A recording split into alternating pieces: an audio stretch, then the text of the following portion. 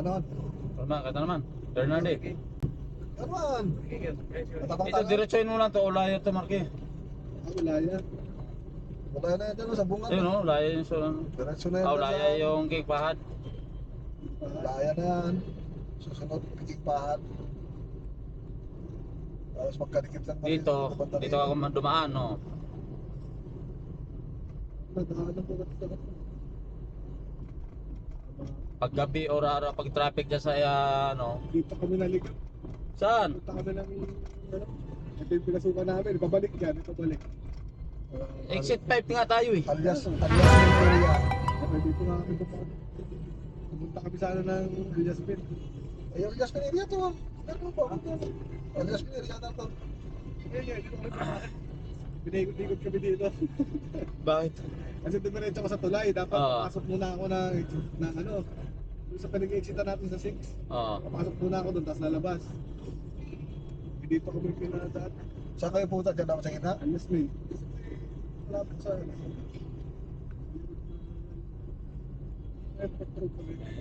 Dasan sa mga bisita, lumpakgit ang sada mo.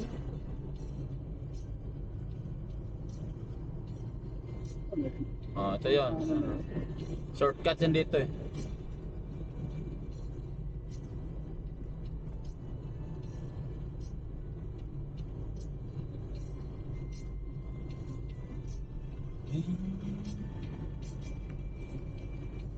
Tapos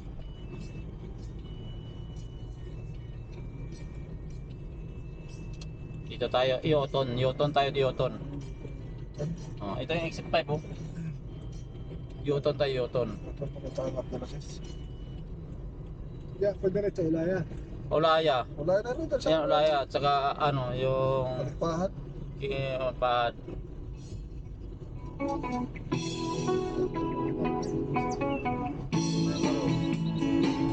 Ito ang Yoton dito.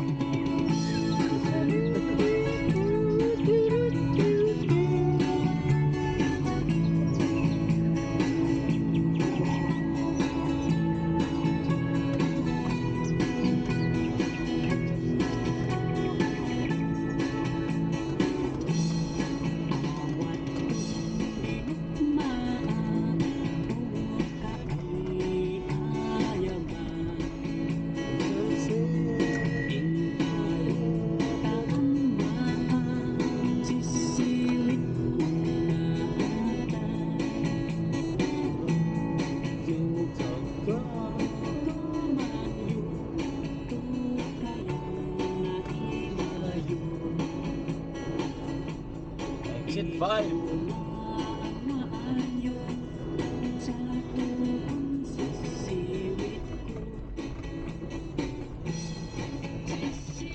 Ito ang exit 5, Marky. Exit 5 King Abdulaziz. Exit 5 King Abdulaziz na ito. Ito yung nilalaan ng release. Release sa may train. Ito, kanugtong papuntang. Ayun, oh. Papuntang bata. Diretso na to, bata na to, Marky. Kanugtong son. Hindi, ito yun, yan to. Diretso na to.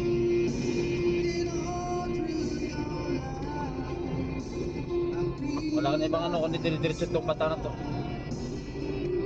Ito na yun. Ayun.